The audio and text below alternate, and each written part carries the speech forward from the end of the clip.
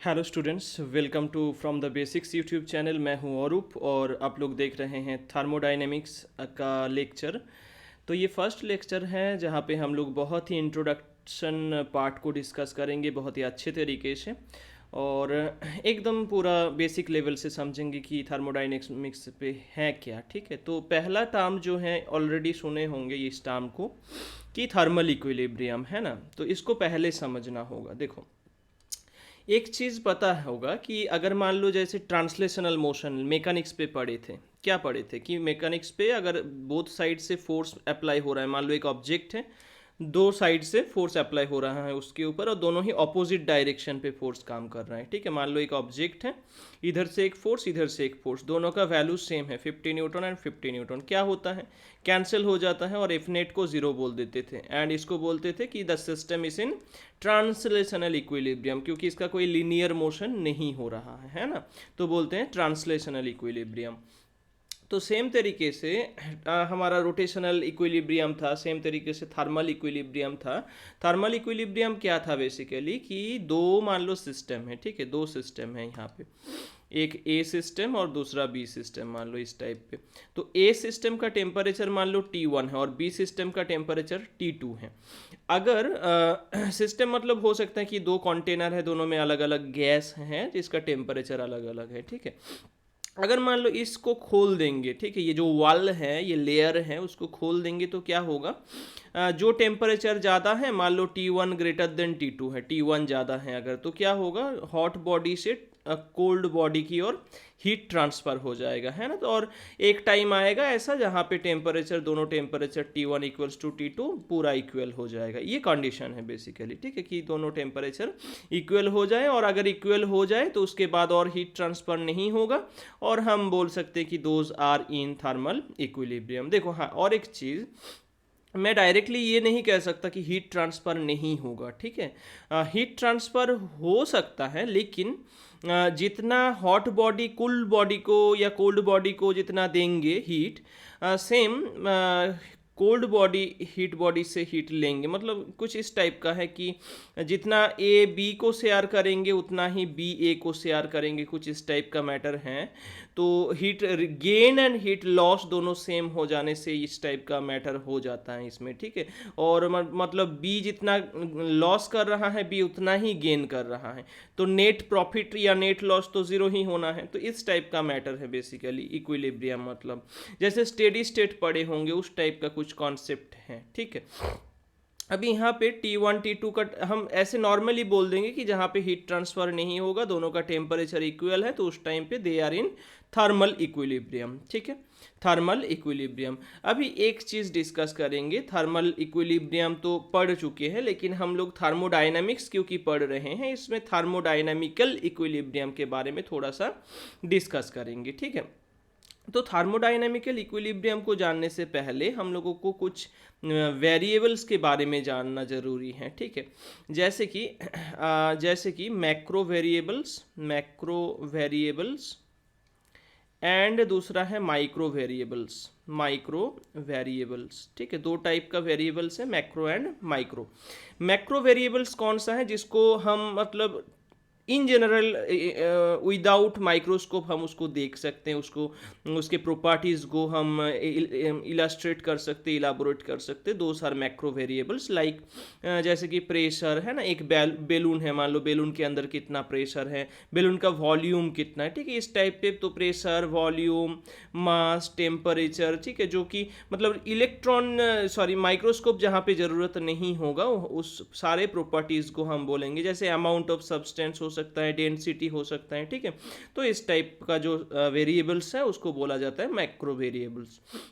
और micro variables कौन सा है, माइक्रो वेरिएबल्स बेसिकली जहाँ पे मतलब इलेक्ट्रॉन्स लेवल पे, मतलब इलेक्ट्रॉन्स लेवल मतलब बहुत छोटा रेंज पे, जहाँ पे माइक्रोस्कोप यूज़ करके माइक्रोमीटर रेंज पे ट्रीट किया जाता है, मतलब ओपन आई पे हम उसको देख नहीं सकते, उस टाइप का वेरिएबल्स। जैसे इलेक्ट्रॉन का मोशन, इलेक्ट्रॉन का स्पिन, ठीक है, इलेक्ट्रॉन का मतलब अप स्पिन डाउन स्पिन होता है ना, तो उस टाइप का जो मैटर्स हैं वो सारे माइक्रो वेरिएबल्स के अंदर आ जाएगा। ठीक है, तो बेसिकली हमारा थर्मोडाइनमिक्स जो है वो क्लासिकल थर्मोडाइनमिक्स है, उसमें स्टैटिस्टिकल पार्ट नहीं आएगा। ठीक है, दो टाइप का थर्मोडाइनमिक्स देखोगे। अगर यहाँ पे देखना है तो इस पे तो हम लोग सिर्फ क्लास 11 पे क्लासिकल थर्मोडाइनमिक्स पढ़ते हैं। इवन ग्रेजुएशन का जो फर्स्ट ईयर है उसमें भी क्लासिकल थर्मल फिजिक्स होता है। उसके बाद सेकेंड ईयर में क्लासिकल थर्मोडाइनमिक्स पढ़ा जाता है। उसके बाद धीरे धीरे स्टैटिस्टिकल पे अप्रोच करते हैं, जहाँ पे क्वांटम का इन्वॉल्वमेंट हो जाता है थोड़ा बहुत। ठीक है, तो बोस-आइंस्टाइन कंडेंसेशन ये वाला थोड़ा बहुत इन्वॉल्व हो जाता है उसमें। तो बेसिकली हमारा जो टारगेट है वो मैक्रो वेरिएबल्स को लेके डिस्कस करना, जहाँ पे हम क्लासिकल थर्मोडाइनमिक्स की बात करेंगे और उसमें माइक्रो वेरिएबल्स ज़्यादातर नहीं आएगा। ठीक है, तो मैक्रो वेरिएबल्स जो हम बताए हैं उसके अंदर मतलब उसको और दो पार्ट पे हम डिवाइड करते हैं। तो इसका और दो क्लासिफिकेशंस हैं। तो जिसको बोला जाता है extensive property and intensive property. दो टाइप का एक्सटेंसिव एंड इंटेंसिव प्रॉपर्टी। ठीक है, इन दो टाइप का ये हो सकता है, extensive property and intensive property, right. तो एक्सटेंसिव प्रॉपर्टी क्या है? बेसिकली देखो, एक चीज़ एक एग्जाम्पल में दे रहा हूँ, उसके तरीके उससे समझाऊंगा इस चीज़ को। देखो, मान लो एक कंटेनर है। ठीक है, एक कंटेनर है जिसके अंदर कुछ गैस है। ठीक है, कुछ गैस को रखा गया है प्रेशर P पे, और इसका टोटल वॉल्यूम भी है। जितना गैस उसमें रखा गया है उसका मास m है। उस गैस का डेंसिटी मान लो रो है। कुछ नंबर ऑफ मॉलिक्यूल्स मान लो n है उसके अंदर, या स्मॉल n मोल भी बोल सकते हो अगर मोलर इस पे चाहिए तो कुछ अमाउंट ऑफ सब्सटेंस है और इसका टेम्परेचर मान लो T है। तो इस टाइप के कुछ पैरामीटर्स हम इसमें जस्ट बोल रहे हैं। और कुछ हो सकता है, बस इतना ही मान लो, प्रेशर, वॉल्यूम, टेम्परेचर, ये बस 5-6 वेरिएबल्स है, मैक्रो वेरिएबल्स हम लिए हैं इसमें। अभी मान लो इस कंटेनर को अगर किसी तरीके से इसको सेपरेट कर देते हैं, मतलब दो पार्ट पे डिवाइड कर देते हैं, दो पार्ट पे क्या करते हैं, डिवाइड कर देते हैं, तो क्या होगा, जैसे कि इसका जो प्रेशर था, प्रेशर में कुछ वेरिएशन होगा क्या? कुछ वेरिएशन नहीं होगा, क्योंकि जस्ट सेपरेट कर दिया गया है, कुछ तो किया नहीं ना, गैस को बाहर भी नहीं निकाले हैं, गैस को अंदर भी नहीं डाले हैं दूसरा गैस को, है ना। तो एक्सटर्नली कुछ डिस्टर्ब नहीं किया गया है। तो जितना प्रेशर होगा उतना ही प्रेशर, मतलब पहले जितना था उतना ही होगा। ठीक है, तो Pi इनिशियल जितना था P1 पे भी उतना ही होगा, P2 पे भी उतना ही होगा। मान लो ये 1 पार्ट है, ये 2 पार्ट है, और ये इनिशियल कंडीशन था, तो ये सेम हो जाएगा प्रेशर। वॉल्यूम क्या होगा? वॉल्यूम लेकिन सेम नहीं होगा, राइट, क्योंकि देखो इन दोनों का वॉल्यूम हो सकता है इक्वल हो, लेकिन अगर हाफ हाफ कर देते तो वॉल्यूम क्या हो जाएगा, हाफ हाफ हो जाएगा। तो इनिशियल वॉल्यूम कितना था, Vi था, बट अभी वॉल्यूम क्या हो गया है, V/2, तो हाफ हो गया है। तो प्रेशर ऐसा चीज़ है जो चेंज नहीं हुआ, वॉल्यूम चेंज हो गया। मास भी चेंज हो जाएगा, आधा आधा, इधर आधा चला जाएगा 1 पार्ट पे, सेकेंड पार्ट पे चला जाएगा आधा, तो मास जो है डिवाइड हो जाएगा, है ना, मास जो है डिवाइड हो जाएगा। टेम्परेचर का भी चेंज नहीं होगा, T1 = T2 हो जाएगा, मतलब इधर जितना टेम्परेचर उधर उतना टेम्परेचर। ठीक है, रो डेंसिटी का भी कोई चेंज नहीं होगा, इधर जितना डेंसिटी उधर उतना ही डेंसिटी। और डेंसिटी को मैथमेटिकली भी समझ सकते हो, डेंसिटी का फॉर्मूला क्या है, मास बाय वॉल्यूम। मास हो गया है m/2, वॉल्यूम भी हो गया है m/2, 2 कैंसिल होके m/v, मतलब जितना इनिशियली था उतना ही डेंसिटी रह जाएगा। ठीक है, तो यहाँ पे एक चीज़ देखो, जैसे सिस्टम को हम हाफ किए हैं या सिस्टम को पार्ट सेपरेशन कर रहे हैं, उस सिचुएशन पे कौन कौन सा ऐसा प्रॉपर्टी है जो चेंज हो रहा है, जो वैरी कर रहा है, कौन कौन सा है? जैसे वॉल्यूम चेंज कर रहा है, यहाँ पे मास चेंज कर रहा है। ठीक है, बस ये दो अच्छा, नंबर ऑफ मॉलिक्यूल्स को अगर देखेंगे, n भी चेंज हो जाएगा, है ना, इधर कुछ होगा n/2, उधर कुछ हो जाएगा n/2। तो बेसिकली ये जो कुछ प्रॉपर्टीज हैं जो चेंज हो रहा है, मतलब उसको सिस्टम को पार्ट करने से, है ना, सिस्टम को पार्ट करने से वो चेंज हो रहा है, उसको बोला जाएगा एक्सटेंसिव प्रॉपर्टी। तो एक्सटेंसिव प्रॉपर्टी का एग्जांपल क्या बन जाएगा, volume, mass, number of particles. ठीक है, ये सब क्या हो जाएगी, या अमाउंट ऑफ सब्सटेंस जो बोलोगे वो, तो वो जो है आधा आधा हो रहा है, तो उसको एक्सटेंसिव प्रॉपर्टी बोला जाएगा उस सिस्टम का। और वो भी देखो, वो मैक्रो वेरिएबल्स को ही हम डिस्कस करें, माइक्रो को हम यहाँ पे ही ख़त्म कर दिए हैं, और माइक्रो को लेके आगे नहीं बढ़ेंगे हम। वहाँ पे खत्म, क्योंकि वो पूरा स्टैटिस्टिकल का पार्ट है, ठीक है। अब देखो इंटेंसिव के अंदर क्या आ रहा है, जो चेंज नहीं हो रहा है, कौन कौन चेंज नहीं हो रहा है, जैसे प्रेशर, टेम्परेचर, डेंसिटी, ठीक है। तो प्रेशर, टेम्परेचर, डेंसिटी, ये जो पोर्शंस हैं, ये जो पार्ट्स हैं, वेरिएबल्स हैं, वो चेंज नहीं हो रहा है, तो उसको बोला जाएगा इंटेंसिव प्रॉपर्टी। अब देखो इसको, हाँ अभी तो मैं बोला, अभी तो याद रह जाएगा, लेकिन क्या होता है ना, कौन सा एक्सटेंसिव है, कौन सा इंटेंसिव है, समझ तो गए हो कि ये चेंज हो रहा है, वो चेंज नहीं हो रहा है, ये तो इतना तक समझ गए हो। लेकिन कौन सा एक्सटेंसिव है, जो चेंज हो रहा है या जो चेंज नहीं हो रहा है, इसमें कंफ्यूजन हो जाता है। तो इसको याद रखने के लिए मैं एक ट्रिक बोल रहा हूँ, देखो इस तरीके से इसको याद रख सकते हो। एक्सटर्नल मतलब क्या है, जो बाहर से आने वाला है, राइट। तो एक्सटर्नल जो है, मान लो तुम्हारा प्रैक्टिकल एग्जाम होगा प्रैक्टिकल एग्जाम होगा, अभी जो एक्सटर्नल आएगा वो उनको मान लो प्रिंसिपल का पसंद नहीं है, तो प्रिंसिपल क्या करेंगे, जाओ तुम हटो, दूसरे एक्सटर्नल को लेके आ जाएंगे, ठीक है। तो एक्सटर्नल को आसानी से चेंज कर सकते हैं, और ऐसा प्रॉपर्टी जो आसानी से चेंज हो जाए, जैसे volume, mass, number of particles, amount of substance, जो चेंज हो सकता है आसानी से, उसको बोला जाता है एक्सटेंसिव प्रॉपर्टी। तो एक्सटर्नल एक्सटेंसिव, इंटरनल चेंज नहीं होगा इतना अच्छे आसान तरीके से, राइट। इंटरनल जो क्लास लेते हैं, तुम्हारा फिजिक्स क्लास लेते हैं, उसको आसान तरीके से चेंज नहीं किया जाएगा, ठीक है। तो इंटेंसिव प्रॉपर्टी, राइट। तो एक्सटेंसिव, इंटेंसिव कुछ इस टाइप पे तुम लोग समझ सकते हो, ठीक है। तो ये अभी मैं इतना सारा क्यों डिस्कस किया, अच्छा डिस्कशन तो हुआ, एक चीज़ को बोल देते हैं फिर बोलते हैं कि क्यों डिस्कशन किया, ठीक है। देखो एक चीज़ को यहाँ पे बोलना ही बेहतर होगा, जैसे कि ये जो जिस चीज़ से इसको सेपरेट मैं कर रहा था ना, उसको दो, मतलब उसका टाइप दो है, ठीक है। दो प्रकार के पे हम इसको मतलब क्या बोले कि रिप्लेस कर सकते। एक तो ये जो वॉल है, इस वॉल को हम ऐसे बना सकते हैं कि कोई भी हीट इधर उधर ना हो, क्या है, कोई भी हीट इधर उधर ना हो, ठीक है। तो जब हीट ट्रांसफर नहीं होगा तो उसको क्या कहा जाएगा, तब क्या कहा जाएगा, हीट ट्रांसफर नहीं है तो DQ 0 है, कोई भी हीट ट्रांसफर नहीं हो रहा है, तो उसको बोला जाएगा एडियाबेटिक प्रोसेस, है ना। तो एडियाबेटिक वॉल, इसमें जो वॉल यूज कर रहे हैं हम, वो है एडियाबेटिक वॉल, ठीक है। और क्या है, इसको और एक तरीके से कर सकते हैं, जिसका नाम है डायाथर्मिक वॉल, क्या है, डायाथर्मिक वॉल, ठीक है। डायाथर्मिक वॉल, डायाथर्मिक वॉल क्या है बेसिकली, तो ये जो यहाँ पे वॉल है, उस वॉल को अगर रखेंगे तो टेम्परेचर का, अगर मान लो दो सिस्टम दो साइड पे है, टेम्परेचर डिफरेंस है दोनों में, और डायाथर्मिक वॉल बीच में है, तो टेम्परेचर इधर उधर हो सकता है, ठीक है। दो तरीके से तुम इसको मैनेज कर सकते हो और बोल सकते हो इस वॉल को, एक एडियाबेटिक जहाँ पे कोई भी हीट ट्रांसफर नहीं होगा, दूसरा डायाथर्मिक जहाँ पे हीट आसानी से ट्रांसफर हो जाएगा। तो टेम्परेचर अगर डिफरेंस है दो सिस्टम पे, तो वहाँ पे वो डिफरेंस को मतलब एंड करके, हीट ट्रांसफर करके वो डिफरेंस को ख़त्म कर देंगे, ठीक है। वो डायाथर्मिक वॉल है, जिसके थ्रू आसानी से हीट ट्रांसफर हो जाएगा, एडियाबेटिक नहीं होगा, ठीक है।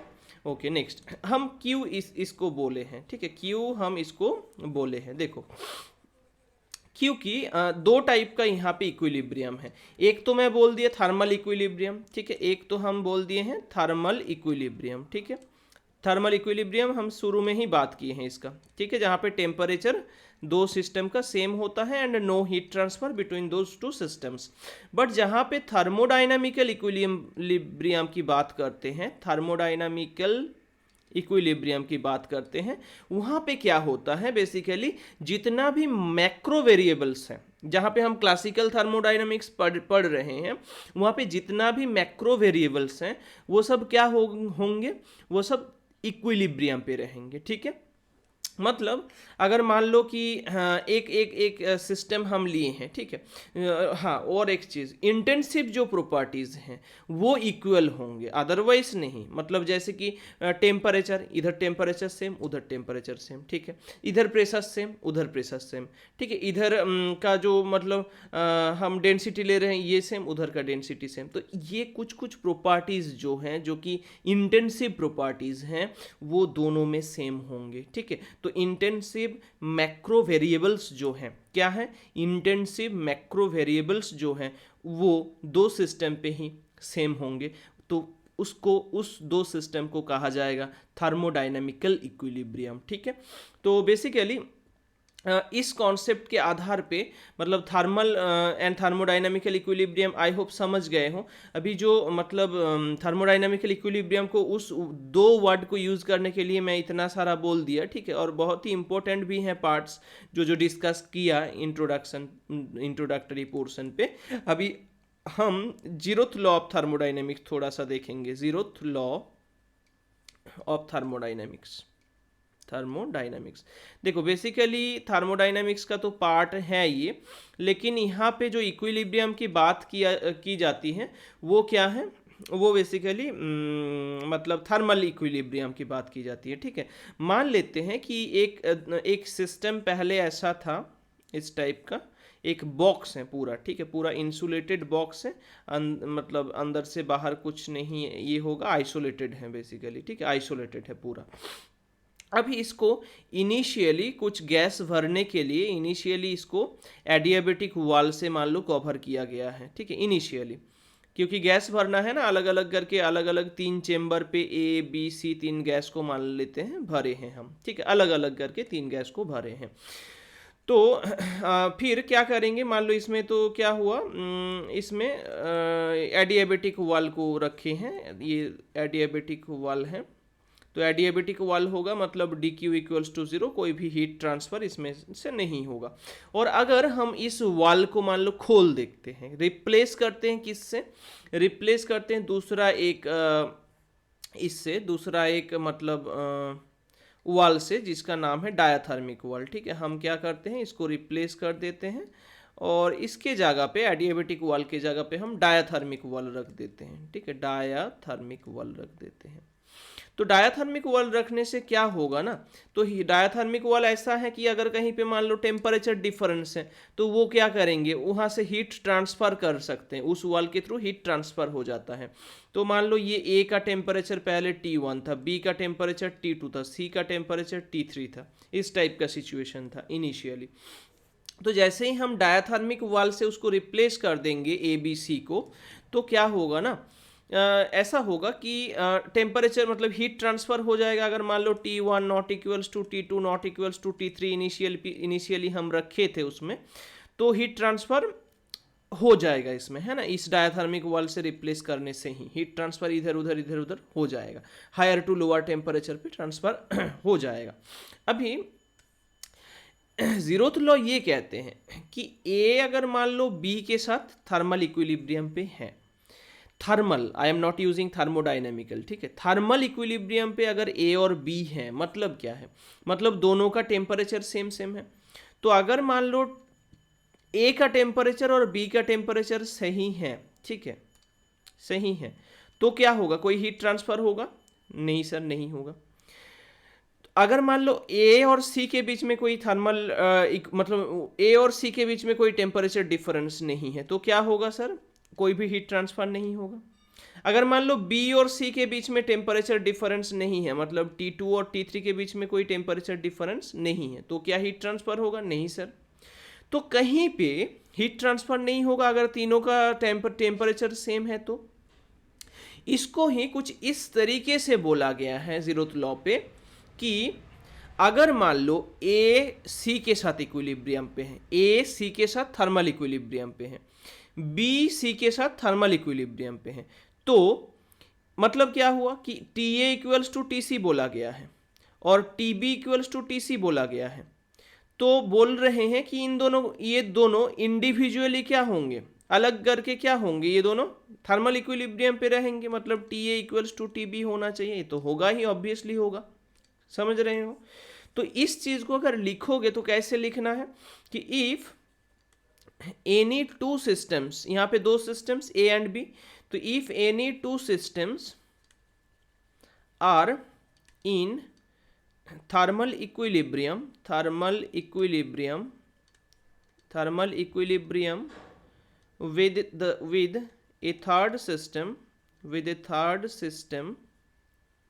with a third system then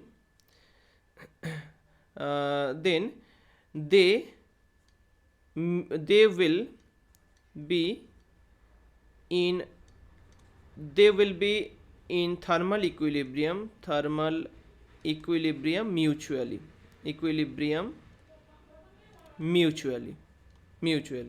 mutually word को इसलिए कह रहे हैं क्योंकि ए और बी मतलब आपस में एक दूसरे के साथ, ठीक है, वो थर्मल इक्विलिब्रियम पे रहेंगे। मतलब अगर T A equals to T C हुआ, अगर T B equals to T C हुआ, तो ऑब्वियसली हम बोल देंगे T A equals to T B, ठीक है।